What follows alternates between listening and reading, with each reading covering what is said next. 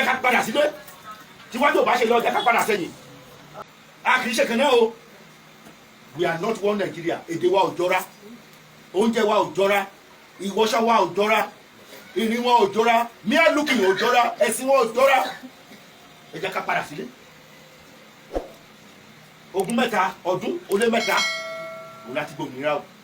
nínú ọdún 63 years my brother àrí àṣeyọrí ẹjọ́ kan kájẹ́ ìtọ́ka mo fẹ́ ká ìtọ́ka ẹ̀yin olórí wa àṣeyọrí tẹ̀ ṣe. Please don't forget to subscribe, comment, share with your friends to have access to this kind of content that you have here. Don't forget to subscribe. I love and respect you. I'll be right back. Ọmọ aláṣọ òun wọ àkísà àwa tá a ní nǹkan wa èbí tó ń pa wá lérí ẹ̀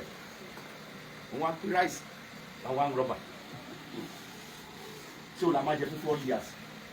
wọ́n tún dùn kò tún kárí owó tó fi pín ráìsì yẹn wáyé tó jẹ́ kí ráìsì wálẹ̀ we have problem in Nigeria. Palliative eléyìí sọ pé palliative yẹn ìrọ́nàpá wọ́n fi ń gbogbo wa ni wọ́n fi ń tàn wá jẹ ni palliative mo di palliative ṣe lọ́ba kan tán fún ọdún òfin lọ́ba kan òun náà máa jẹ for 4 years ọkọ ṣé gbogbo èèyàn lórí ni ok lọ́ba kan yẹn ni so o bọ́ ọmọ ẹ ọmọ tó bí àti wọ́ àti ọkọ ṣé o bọ́ mi why are we deceiving ourselves gbogbo ẹ lórí irọ́ èmi bẹ̀ gbogbo Nàìjíríà o mo bẹ̀ àwọn ọmọ Oòduà àwọn ọmọ Yorùbá tó wà lókè òkun ní gbogbo ibi tó bá wà in the whole world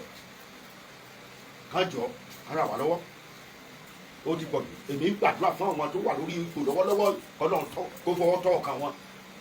ọgbọ́n ìmọ̀ àti òye Ọlọ́run fi fún wọn a kì í ṣe kan náà o we are not one Nigeria ọ̀run ti pín gbogbo ẹ̀ ẹ lọ wo map Nigeria north east south west mẹ́ta ni ọ̀run ti pín ó ti wà ní map wa ẹ jẹ́ ká máa lọ lé wa we are tired of all this thing gbà mí yóò dá padà sí ipò wa yóò dá padà wá ní yóò dá padà wá ní agbóni èyí o ìgbìmọ̀ àwa ń kó ẹ lóòjọ́ báyìí lóòjọ́ yẹ yìí Yorùbá nation ó tàsìkò yóò dá bọ́ kù ìjọba ti fi ilé bí òun ṣe mẹsẹsẹ yìí òjijì ẹ̀ búkú aró òjijì ìfẹ́ wọ̀ yìí okòkò tàbá fodo okòkò tàbá jọ ẹrọ kò tàbá jáde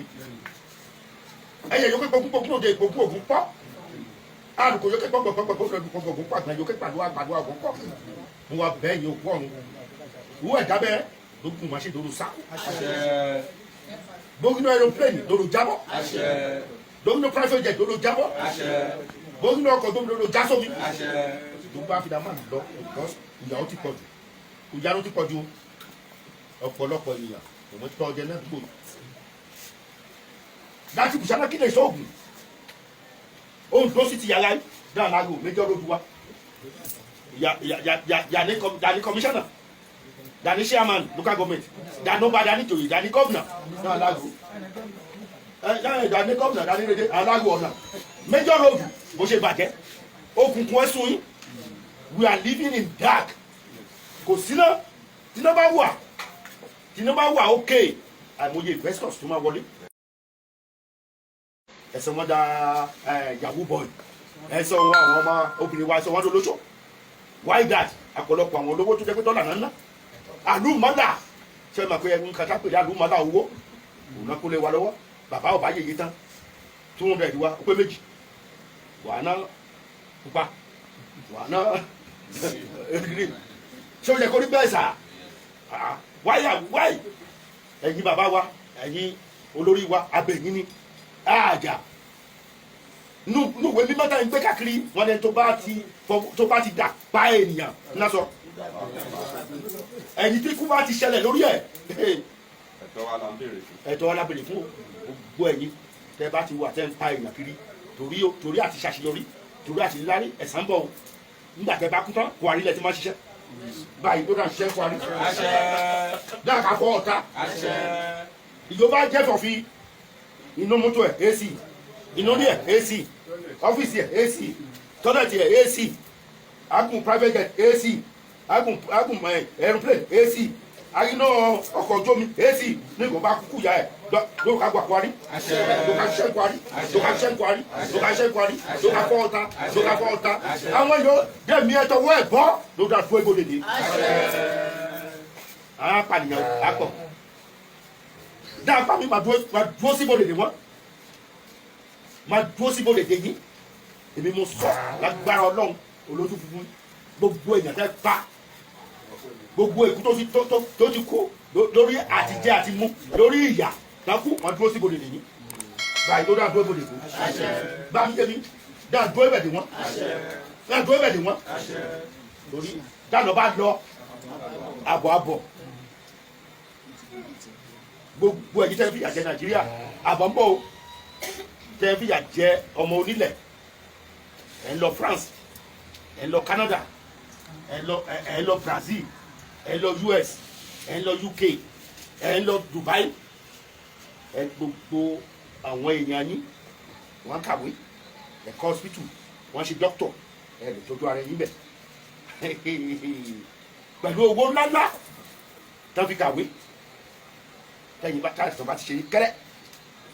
ó dókè ó di Dubai ó di London lọ tọ́jú ara yín ókè gbogbo àwọn tó kàwé ní Nàìjíríà yín nílùú vitabi yín ṣé wọn àmọ́ṣẹ́ mọ́ ni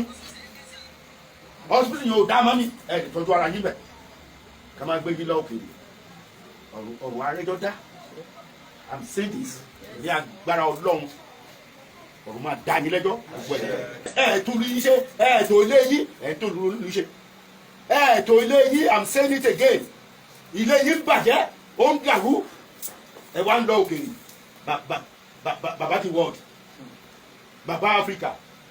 wọ́n gbóṣùbà fún yín ilé yín lẹ̀ ti bàjẹ́ ilé yín dàrú ó di gẹ́gẹ́ mọ́tò yín báyìí ló ṣe let me tell you mọ́tò Nàìjíríà ó sùn gẹ́gẹ́ ẹsẹ̀ méjì ó dúró báyìí méjì ó káwọ́ sókè tó bá ti bàjẹ́ ọwọ́ yín ló wà gbogbo yín lè má jìyà ẹ̀ bẹ́ẹ̀ àdúrà mi fún yín ní agbára Ọlọ́run because I believe in God mo ní ìgbàgbọ́ pé Ọlọ́run wà ní agbára Ọlọ́run Ọlọ́run àfọwọ́tọ́ ọkàn yín a kì í ṣe kan náà o we are not one Nigeria èdè wa ò jọra oúnjẹ wa ò jọra ìwọṣọ wa ò jọra ìní wọn ò jọra mere looking ò jọra ẹ̀sìn wọn ò jọra ẹ jẹ́ ká padà sílé ogún mẹ́ta ọdún ó lé mẹ́ta òun láti gbòmìnira o nínú ọdún 63 years my brother àárí àṣeyọrí ẹyọ kan kájẹ tọ́ka mo fẹ́ ká tọ́ka ẹ̀yin olórí wa àṣeyọrí tẹ́tẹ́ ṣe láti 1960 ti eastern ẹ tọ́ka ẹyọ kan mo ní ẹ dàkẹ́ sọnù rédíò or television or WhatsApp or YouTube kẹ sọ ẹ̀yin àgbàgbà òní mo tún sọ lẹ́ẹ̀kan sí ẹ̀yin àgbàgbà imam mo sọ lẹ́ẹ̀kan sí gbogbo àdúrà tẹ́ ń gbà ogún mẹ́ta ọdún ó lé mẹ́ta ẹ sọ ẹyọ kan please. ibi tó rí ẹ wà ibi tá ìṣàṣeyọrí dé why are we deceiving ourselves gbogbo ẹ lórí irọ́ ìyà ń jẹ ọmọ Nàìjíríà náà a lè jẹun ègbó wọn gbogbo oúnjẹ wọn láìsí wọn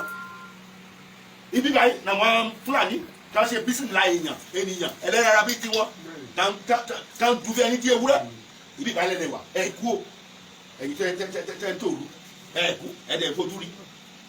ẹ̀ ṣàṣìwà bí kò sí kàtà yìí ṣe sí kidnapper ń gbé wa 1 3 million 5 million 50 million 100 million you can't do anything. wọ́n pa wọ́n lọ́wọ́. ọwọ́ wọ́n mú wọn ní church you can't do anything. ìyà ń jẹ wáṣà àfẹ́ dádúró àfẹ́ ìjọba mẹ́ta tá à ń ṣe yẹn kò work nothing òfò làbàbọ̀ òfò igbákejì ọjà òfò òun làbàbọ̀ kò síná kò sọnà kò sómi àwọn ọmọ wa wọ́n sọ wọ́n di yahoo board àwọn ọmọbìnrin wa wọ́n sọ wọ́n da ẹyin olóṣò ẹ̀dẹ̀ sọ pé ẹ wà ń bẹ̀ ẹ̀yin ná dọ́là ẹ̀fín ń rajà lọ́jà ẹ̀ná pounds ẹ̀fín ń rajà ẹ̀ná euro àdúmọ̀lá owó òun lẹ kó fún wa bàbá ò bá yéye tán lágbára Ọlọ́run àtọ́yìn lọ́kàn o àfọwọ́tọ́ ọkàn yín ọgbọ́n ìmọ̀ àti òye tá ẹ fi ṣe ọ̀run á ṣe fún yín ẹ̀yin tí mo ní bá sọ̀rọ̀ ẹ̀yin Yorùbá gómìnà wa gbogbo Yorùbá pátá ẹ̀yin lọ́balọ́ba ẹ má jẹ́ dodo kò má di pé ẹ̀yin lè sọ dodo gbogbo ẹ̀yin lọ́balọ́ba Oòduà lọ́balọ́ba Yorùbá ẹ jẹ́ dodo ká ẹ sọ òdodo ẹ lọ ṣèpàdé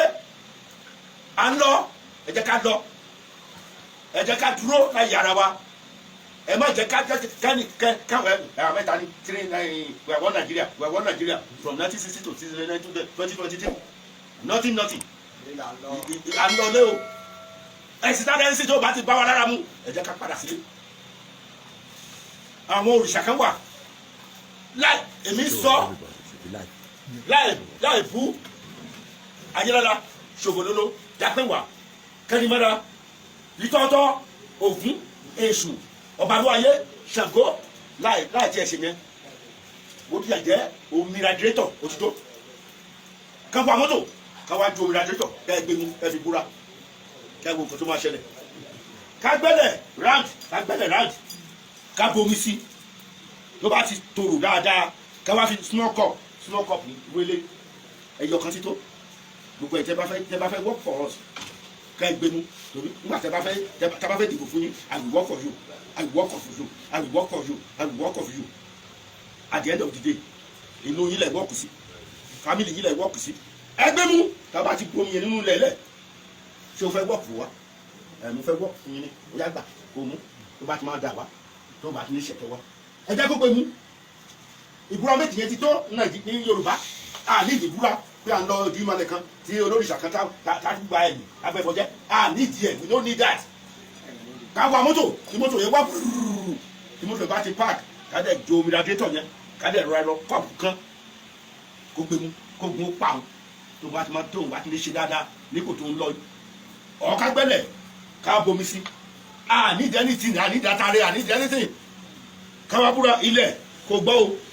tó bá ti máa dà wá tó bá ti ní ṣe dáadáa kó yòrò orí lábá ti gbórí sóònù kí ló máa ń ṣe ayọ́dànù láàrin oṣù mẹ́fà tó bá ṣe mọ́nàmọ́ná ìyẹn la fẹ́ tó ń fi búra o ẹjọ́ gbogbo ẹ̀yin èèyàn wa nǹkan tí mo fẹ́ sọ nìyẹn àdúrà wa gbà o. This is ODUA TV Watch. Don't forget to subscribe, comment your opinion, like, comment and share so that other people can get access to what you enjoy on our channel. Thank you. We love you.